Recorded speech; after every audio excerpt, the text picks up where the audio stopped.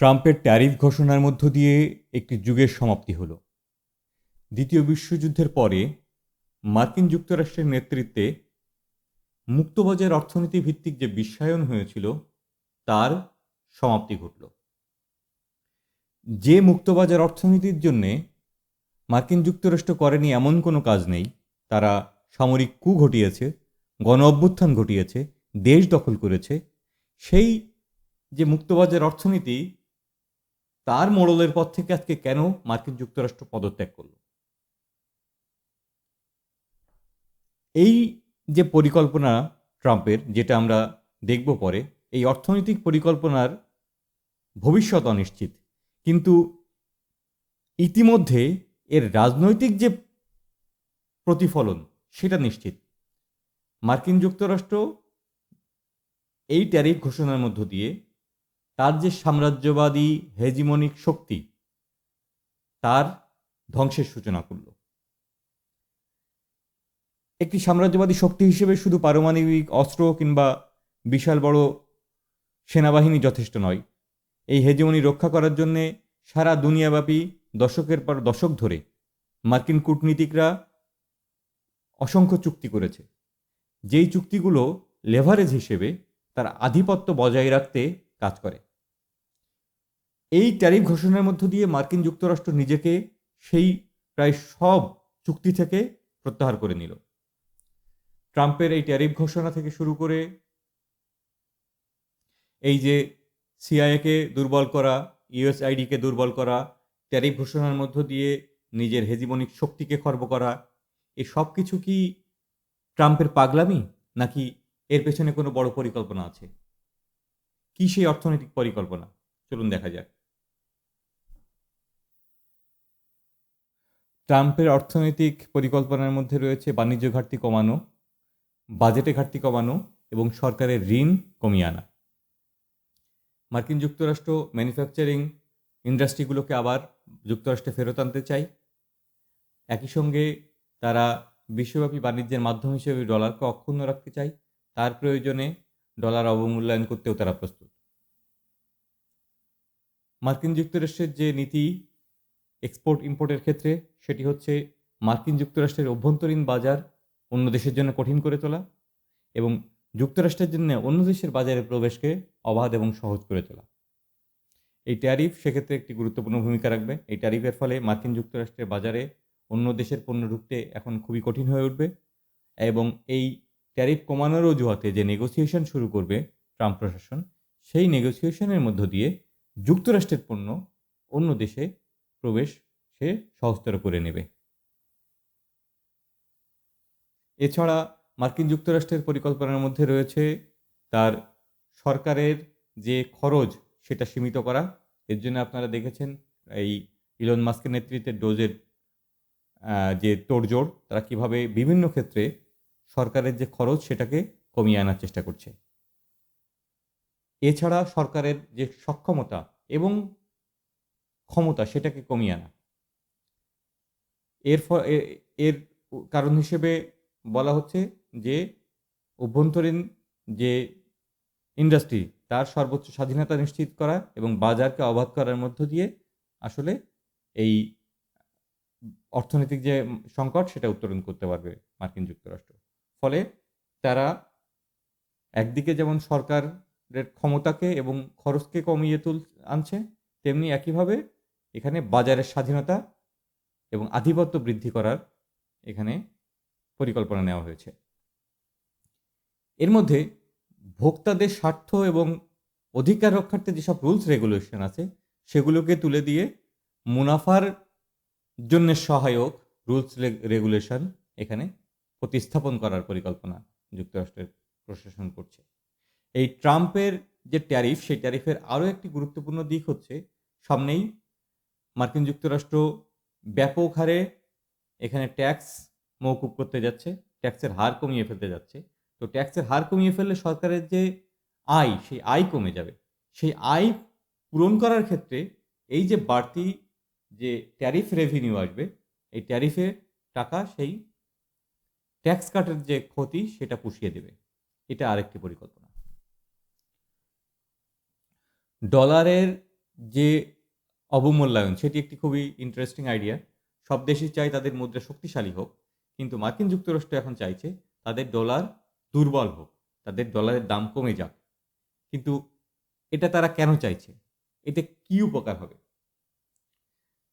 এতে যেটা হবে বলে তারা দাবি করছে সেটা হচ্ছে যুক্তরাষ্ট্রে উৎপাদিত পণ্যের এক্সপোর্ট বাড়বে এবং যুক্তরাষ্ট্রের ভেতরে ইম্পোর্ট কমবে, এবং এর ফলে তাদের যে বাণিজ্য ঘাটতি রয়েছে সেটি কমে আসবে। এখন সেটা কিভাবে সম্ভব? একটি উদাহরণ দিই। ধরুন মার্কিন যুক্তরাষ্ট্রের তৈরি একটি শার্ট বাংলাদেশের বাজারে বিক্রি হচ্ছে।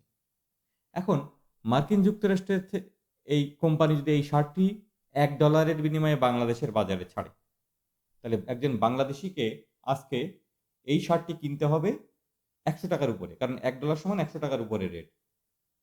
কিন্তু যদি ডলারের দাম $50 হয়ে যায়, $1 সমান $50 হয়, তাহলে সেই একই শার্ট এখানে বাংলাদেশের সেই একই ক্রেতা $50 দিয়ে কিনতে পারছে।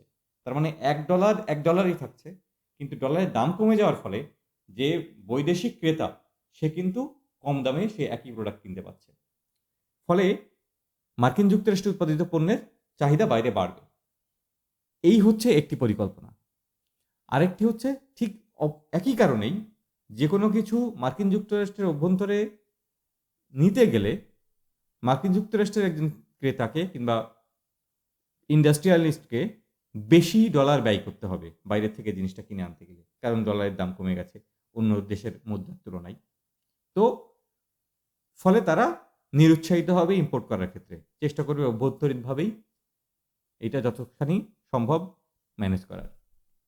এখন এই পরিকল্পনা যে তারা করছে, এই পরিকল্পনা সফল হবে কি হবে না সেটি ভবিষ্যতের উপর নির্ভর করছে, কিন্তু কোনো পরিকল্পনা যে নেই, এটা যে একটা পাগলামি সেটা বলা বাতুলতা।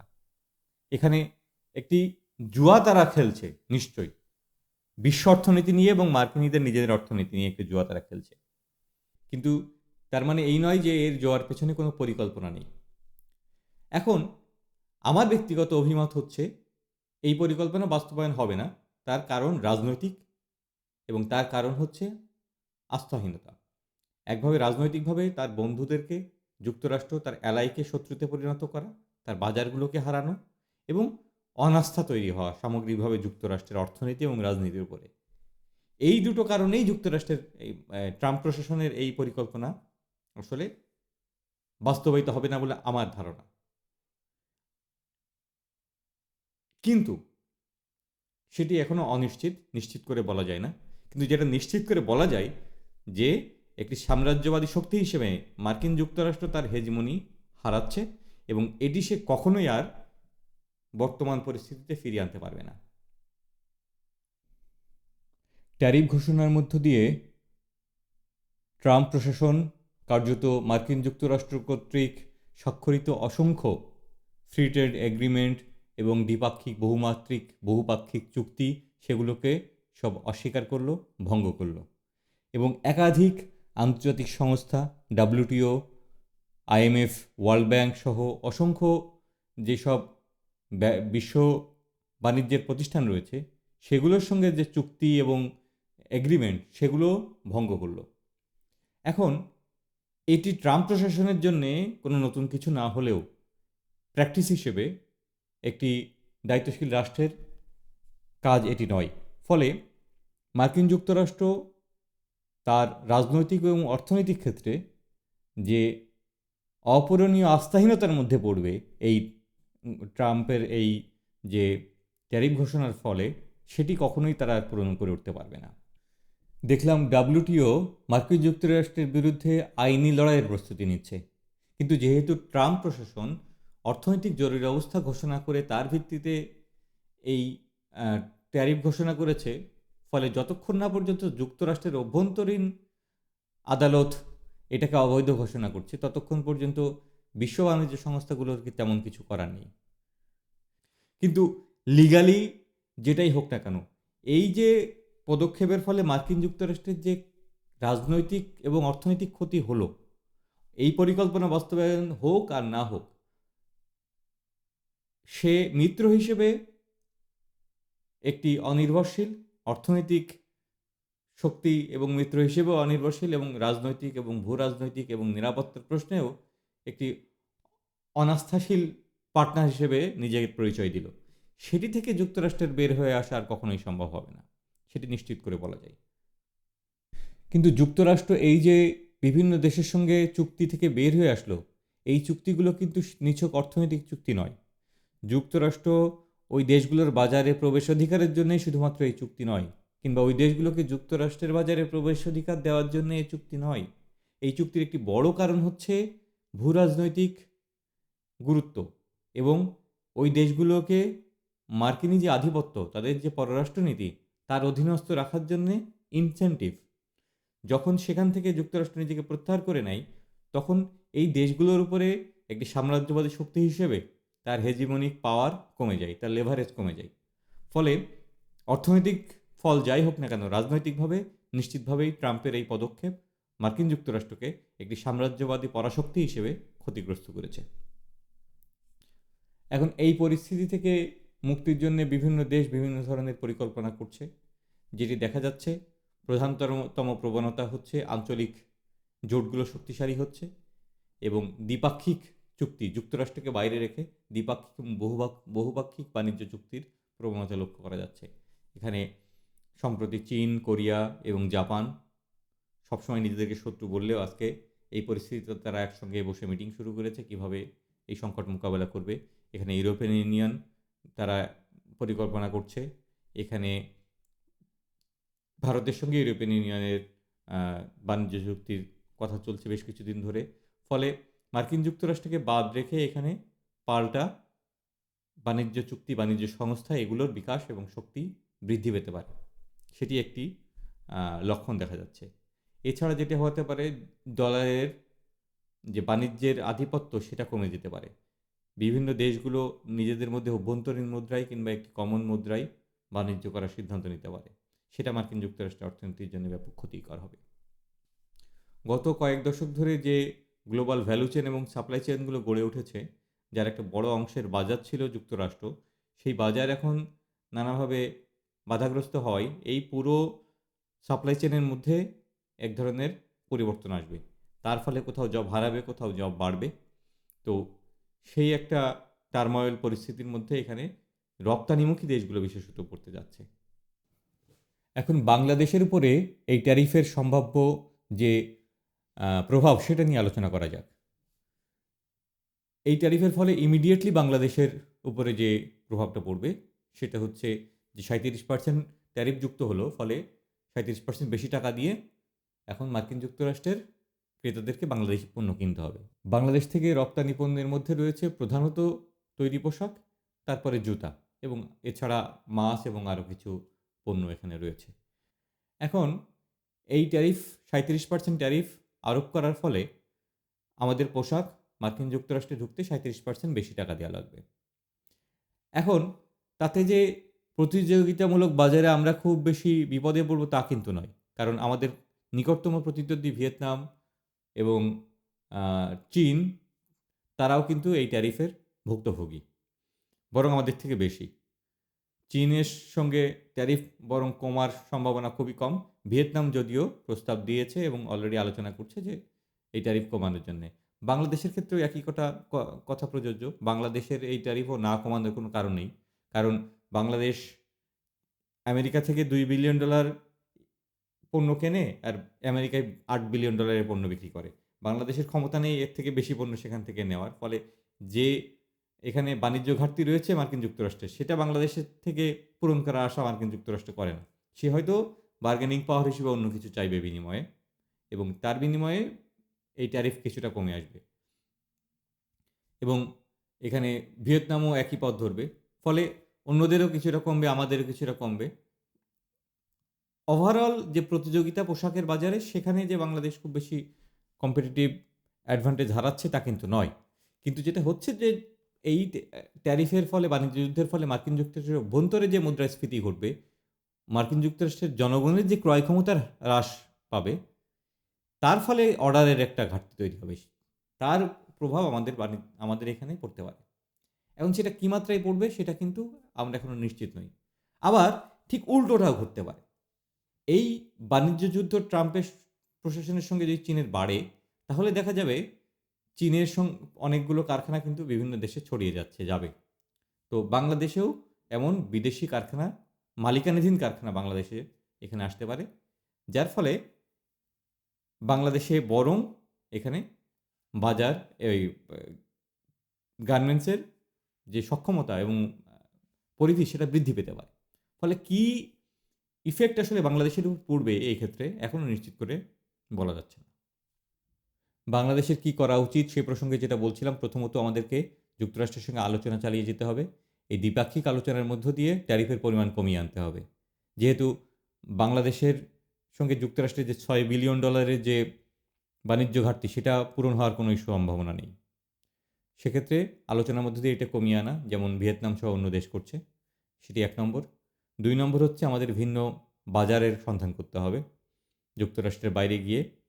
এবং তৃতীয়ত হচ্ছে আমাদের আঞ্চলিক দেশ এবং সংস্থাগুলোকে শক্তিশালী করতে হবে।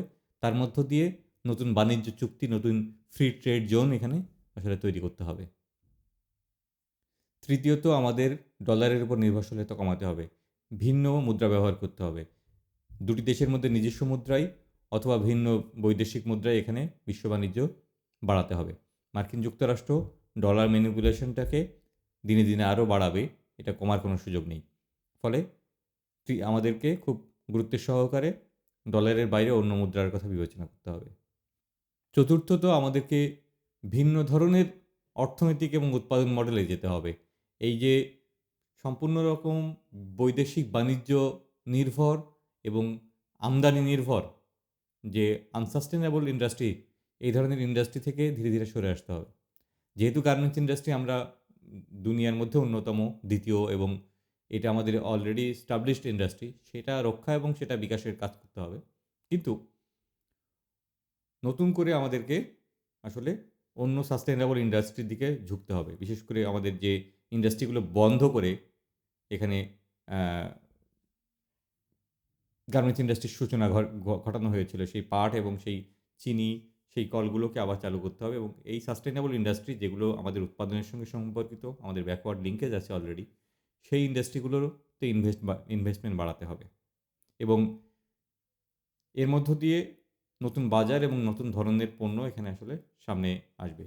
পাশাপাশি পঞ্চম আমাদের যেটা করা দরকার সেটা হলো আমাদের সার্ভিস সেক্টরকে আসলে বিকশিত করতে হবে। ইন্ডিয়ার ব্যাপক অংশের একটা আয় হলো এই সার্ভিস সেক্টর থেকে। বাংলাদেশের যে ব্যাপক জনগোষ্ঠী, সেটাকে দক্ষ করে এখানে বাংলাদেশ একটি বিপুল সম্ভাবনাময় সার্ভিস সেক্টর তৈরি করতে পারে।